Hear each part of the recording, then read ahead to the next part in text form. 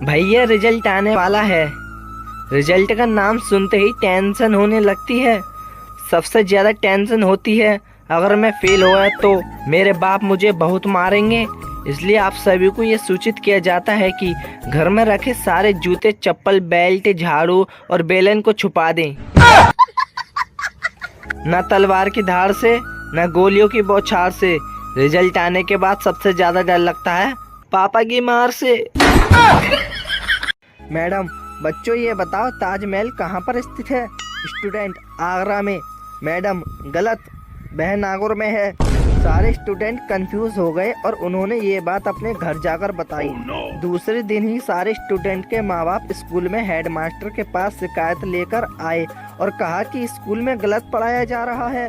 Headmaster, पहले तो आप सभी अपने बच्चों की फीस जमा करें जो आपने पिछले 6 महीनों से नहीं चुकाई और बुलाने पर भी नहीं आते हैं।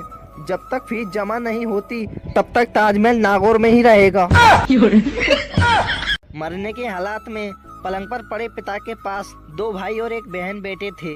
पिता ने कहा, मैंने जिनसे उधार लिया था सबको चुका दिया है।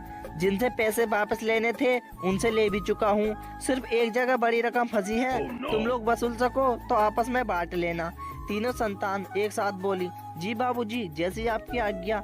किससे कितने पैसे लेने हैं? पिताजी बोले, पता नहीं कब मेरे प्राण निकल जाएं, इसलिए मैंने घर के नीचे वाले कमरे की अलमारी में एक खत लिखकर रखा है, मेरी मृत्यु के बाद देख लेना।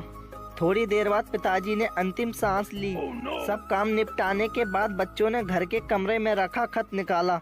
लिखा था, 2014 में मोदी ने 15 लाख देने का वादा किया था।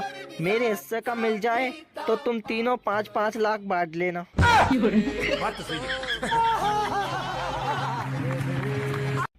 जिंदगी में जो आपके साथ अच्छा करे उन्हें धन्यवाद दो और जो बुरा करे उन्हें मुस्कुराकर ये सोचकर माफ कर दो कि सभी मानसिक रोगी अस्पताल में नहीं मिलते, कुछ खुले भी घूमते हैं। देश के युवा जाग चुके हैं। अब ये उठेंगे, चार्जिंग से फोन निकालेंगे और इंस्टाग्राम पर लड़कियों को मैसेज करेंगे, हाय, हेलो, गुड मॉर्निंग। एक लड़की की नई नई शादी हुई। बहू का मन उदास न हो इसलिए घर वालों ने सोचा उसका खास ख्याल रखेंगे। सुबह सुबह ही ससुर बोले, आज से तुम मेरी बहू नहीं बेटी हो। शाम को सास भी बोली, आज से तुम मेरी बहू नहीं बेटी हो। फिर ननंद बोली, आज से आप मेरी बड़ी बहन हो। शाम को जब पति लौटा तो बहू बोली, माँ जी, भैया आ गए। एक पेड़ कटने से 2000 एग्जाम पेपर्स बनते हैं। अगर हम सब स्टूडेंट्स मिलकर एग्जाम ना देने का फैसला करें तो सोचो कितने पेड़ बचा सकते हैं। आखिर हम ही तो देश के भविष्य हैं। Stop global warming, save tree, stop exam. इस मैसेज को सभी स्टूडेंट्स को भेजो। एग्जाम हटाओ, पेड़ बचाओ, भड़का हुआ स्टूडेंट।